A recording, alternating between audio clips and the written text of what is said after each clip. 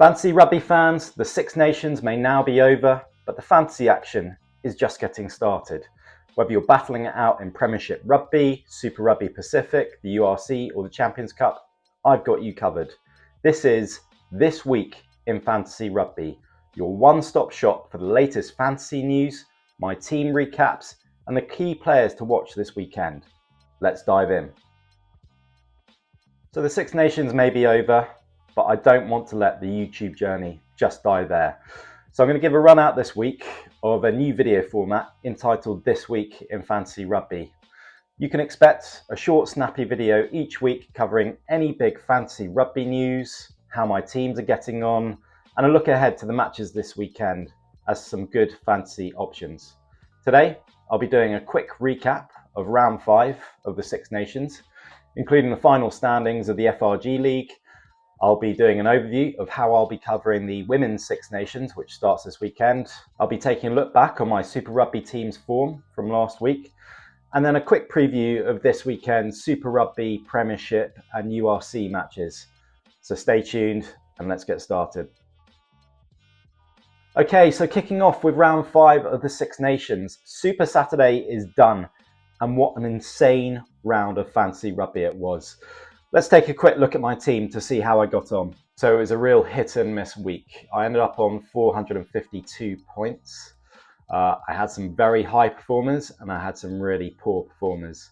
Very disappointing was James Lowe, Damien Penaud, Jamison Gibson Park. Aldrit came off early and so only got 16 points. Chesham, an early injury. To be fair, he wasn't on the pitch for very long. To get 10 points considering how long he was on the pitch is pretty good going. I was made up by the results of Dan Sheehan, 84 points, which was amazing. Hat-trick hero. Should have captained him. Benal did great, 36 points. Louis Bielbieri, very solid captain pick, 50 points in total. And Tommaso Menoncello was great with 45 points. I picked the wrong England back row. 66 points for a super sub is very respectable. But considering how Chandler Cunningham South and Henry Pollock blew up, it was a bit disappointing. Still, 66 points, I'll take it. But yeah, if I'd gone on Cunningham South, I would have got 150 points. Absolutely huge. Now let's take a quick look at the FRG League to see who ended up on top of the pile at the end of the Six Nations. A huge congratulations go to Dougie, who is our winner of the FRG League this season. He ended up on 2,533 points, just 2 points ahead of Big D. Unlucky Big D. In third place was Gatlin's Guns, who did a huge jump of 10 places. Then we had one Mull Step for Man, number 1, who jumped 72 places in the space of round 5.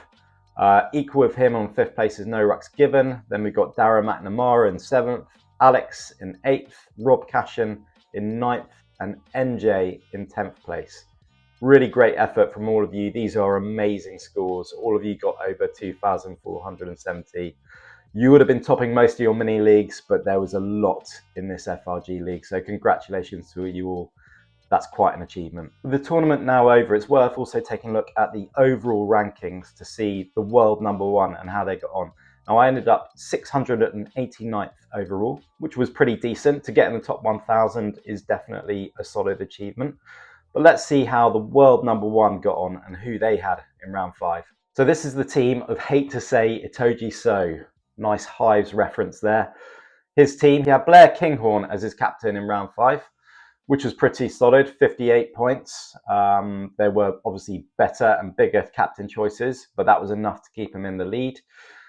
He had Dan Sheehan in his team. He had Jack Conan, Jack Morgan, Caden Doris, all 20 points or more. Finn Smith. He had Menoncello with 45 points. So he picked a lot of solid players. No real horror shows there. Maybe Will Rowlands on 9 points. And he had Bundy Aki as his super sub. So he didn't exactly have a massive round 5, but it was enough to keep him in the lead overall. You know, he didn't have Sheehan captain. He didn't have Pollock or Chandler Cunningham South as his super sub. But it was just about enough to scrape through. It really was a crazy final week of the Six Nations. So that's it. It was a brilliant Six Nations this year, full of drama, full of highs and lows, both in the real game and the fantasy game. but I really enjoyed it. I hope you enjoyed it too. And if you've been bitten by the Six Nations bug, then just a reminder that the Women's Six Nations kicks off this weekend with round 1 commencing on Saturday. The fantasy game is now live, and if you've not signed up, I'd strongly recommend it. It's a brilliant tournament. It's a great warm-up for the Women's Rugby World Cup, which will be taking place this year. The game itself, the fantasy game, will be very, very familiar to any of you who play the Men's Six Nations game. The format is identical. I've created a guide to the game video with various tips that you can find in this video description. I'll also be sharing my round 1 picks both here on YouTube and also on fantasyrugbygeek.com. So sign up to the game and stay tuned here for the tips.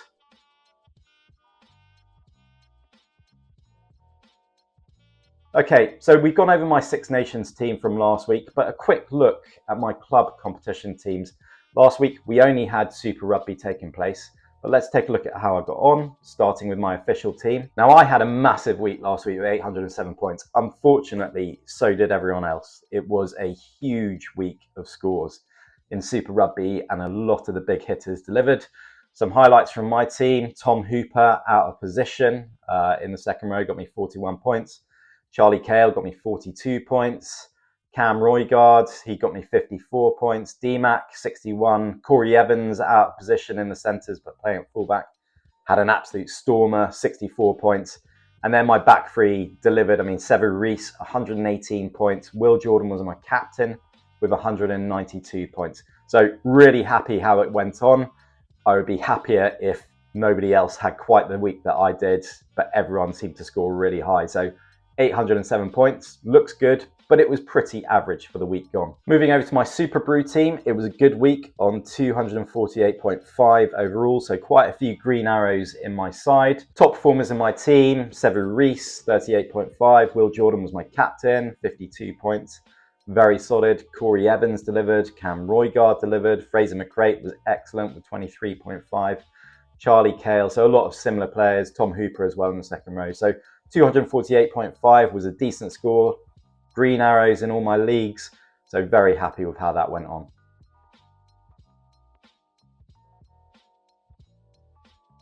Okay, on to this week, and we have Super Rugby again, as well as finally the return of the URC and Premiership Rugby. So kicking off this week with the Prem, which is back after a very long hiatus.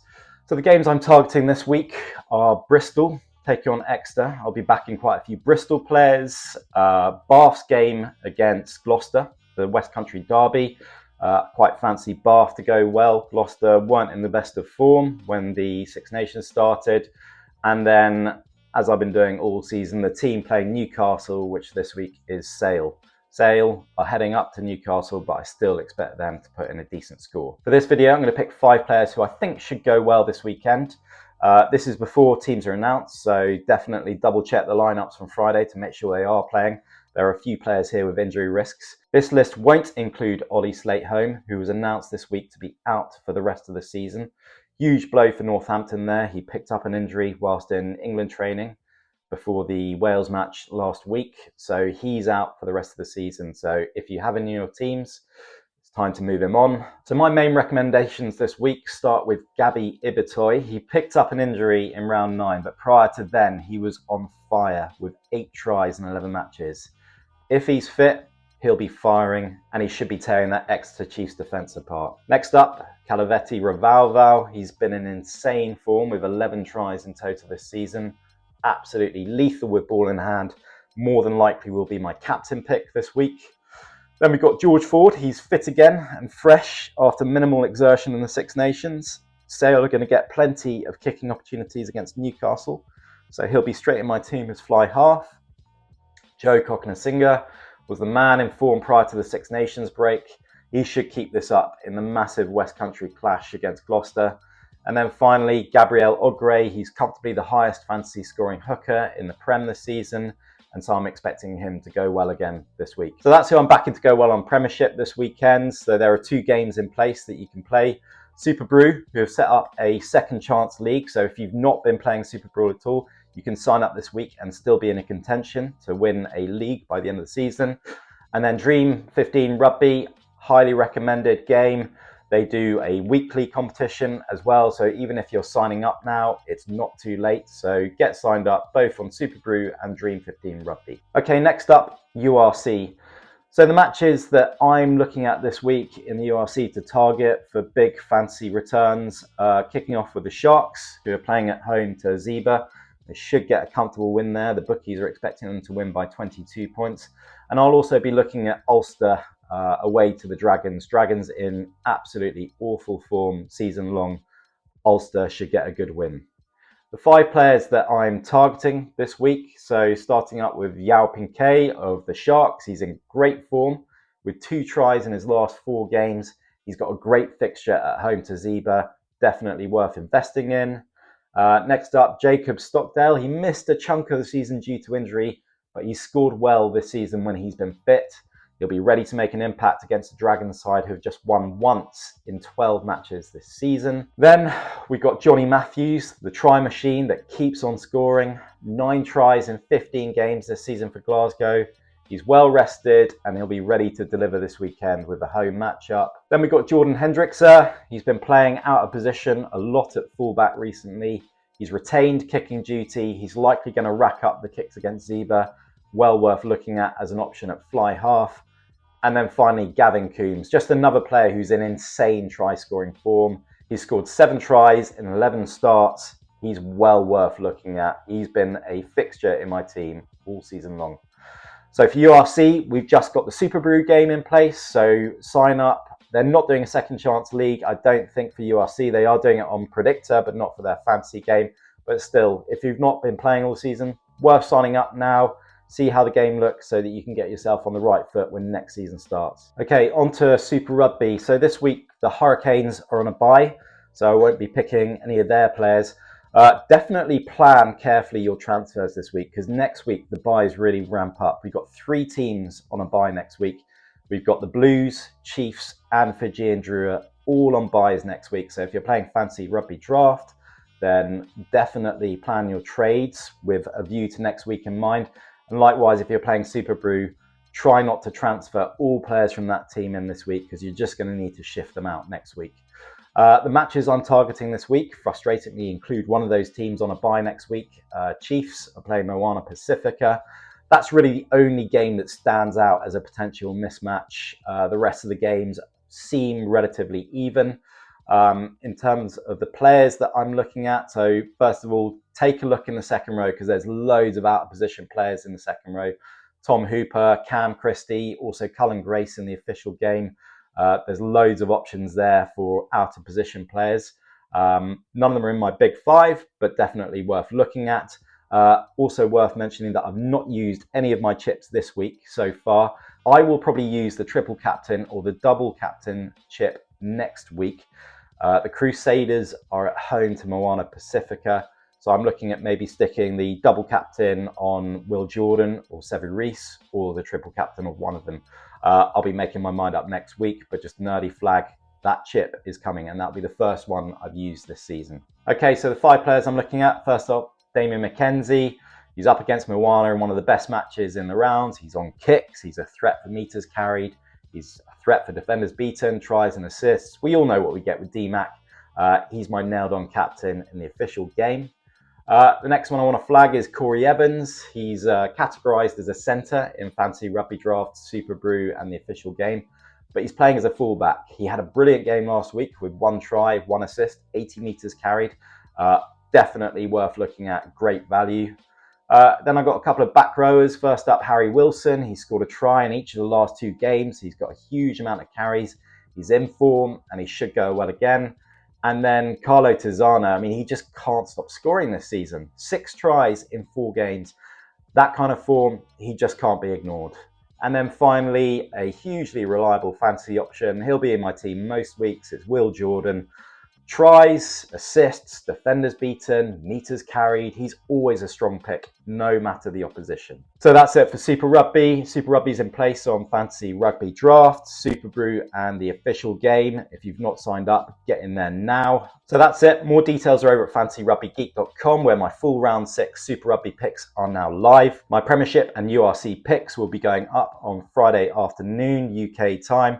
As always, if you want to see my full team reveals, then head over to my membership site at buymeacoffee.com, where you'll also be able to share your team with me with direct feedback on any changes I recommend, and where I'll be covering the Women's Six Nations, Prem, URC, Super Rugby and Champions Cup for the rest of the season. Just a reminder as well, I'll soon be posting my round 1 Women's Six Nations picks. And in the meantime, make sure you sign up to the game. It's absolutely brilliant, and check out my guide to the Women's Six Nations video too. So that's it. I hope you enjoyed this video. Make sure you get your teams in for Friday, and good luck everyone.